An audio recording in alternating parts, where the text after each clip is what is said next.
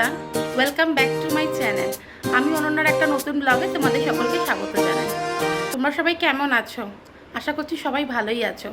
বাইরে প্রচুর গরম পড়েছে, সে তো আর বলার মতো কিছু নয়। তো বিমানে তো সামার ভ্যাকেশন শুরু হয়ে গেছে, বেশ কয়েকদিনও স্কুলটা ছুটিও পড়ে গেছে। ছুটি পড়ে গেছে যখন, তখন আমি ভাবলাম যে বাড়িতে বসে আর কী হবে, তাই আমরা এখন সামার ভ্যাকেশনের ছুটিতে কলকাতায় যাব। কলকাতার বাড়িতে এখন বেশ কিছুদিন থাকবো। তোমরা আগামী কিছুদিনের ব্লগ কলকাতার বাড়ি থেকেই দেখতে পারবে। তো ফ্রিজটাকে মোটামুটি খালি করে যেতে হবে। ফ্রিজে যা আছে সব তো রেখে গেলে নষ্ট হয়ে যাবে, তাই ফ্রিজটা খালি করতে হবে। তো ফ্রিজে দেখলাম বেশ কিছুটা চিংড়ি মাছ আছে। চিংড়ি মাছ দিয়ে কী বানাবো, বিমানের মন পছন্দ কিছু হচ্ছে না। তখন সে আবদার করেছে চিংড়ি মাছ দিয়ে আমাকে ফ্রাইড রাইস বানিয়ে দাও। তাই আমি ভাবলাম চলো তোমাদের সঙ্গেও শেয়ার করি যে ঘরোয়া উপকরণ দিয়ে চিংড়ি মাছ দিয়ে কীভাবে আমরা ফ্রাইড রাইস বানাবো। চলো ফ্রাইড রাইসটা বানিয়ে নেওয়া যাক। ফ্রাইড রাইসে দেখো একটু ডিম দেবো। এই সবার প্রথমে কিন্তু ডিমটা একটু ভুর্জি করে নিচ্ছি। সিম্পল নুন দিয়ে ডিমটা একটু ভুর্জি মতো বানিয়ে নিচ্ছি। চিংড়ি মাছের ফ্রাইড রাইস বানানোর জন্য সবার প্রথমে দেখো নুন হলুদ মাখিয়ে চিংড়ি মাছটাকে ভেজে নেবো। চিংড়ি মাছটাকে কিন্তু খুব বেশি কড়া করে ভাজবো না, একটু হালকা করে ভেজে মাছগুলোকে উঠিয়ে রেখে দেবো। চিংড়ি মাছগুলো ভাজা হয়ে গেছে, এবার চিংড়ি মাছগুলোকে উঠিয়ে রেখে দেবো। এবার ওই একই তেলের মধ্যেই গোটা গরম মশলা ফোড়ন দিয়ে দেবো। আরেকটা কথা তোমাদের বলতে ভুলে গেছি, কি তেলের মধ্যে আমি সামান্য একটু ঘি অ্যাড করে দিয়েছিলাম। পেঁয়াজ কুচি অ্যাড করে দেবো। পেঁয়াজগুলোকে আগে হালকা করে ভেজে নেব। পেঁয়াজটা আমার দেখো ভালো করে ভাজা হয়ে গেছে। সামান্য একটু আদা বাটা দিয়ে দেবো, রসুন বাটা দিয়ে দেবো, আর একটু কাশ্মীরি লঙ্কার গুঁড়ো দিয়ে দেবো। স্বাদ অনুসারে নুন দিয়ে দেবো। এবার খুব ভালো করে মশলাটাকে কষিয়ে নেবো পেঁয়াজের সাথে।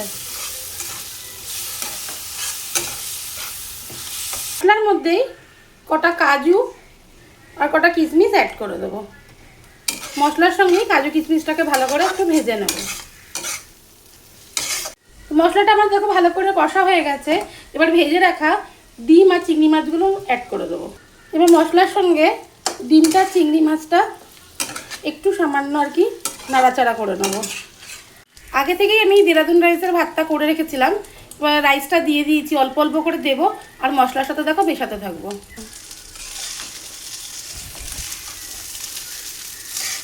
হালকা হাতে দেখো মশলার সঙ্গে রাইসটাকে কিন্তু মিশিয়ে নেব। একদম ঘরোয়াভাবে দেখো তৈরি করলাম চিংড়ি মাছ দিয়ে ফ্রাইড রাইস।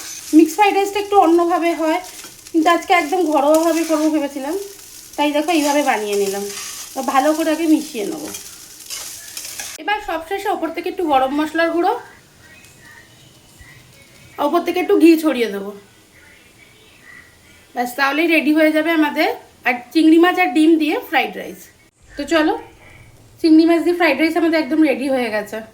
তো চলো এবার দুপুরে খাওয়া দাওয়াটা করে নেবো। আজ দুপুরের মেনুতে রয়েছে দেখো ডিম দিয়ে চিংড়ি মাছ দিয়ে ফ্রাইড রাইস আর চিকেন কষা, তার সাথে পেঁয়াজ।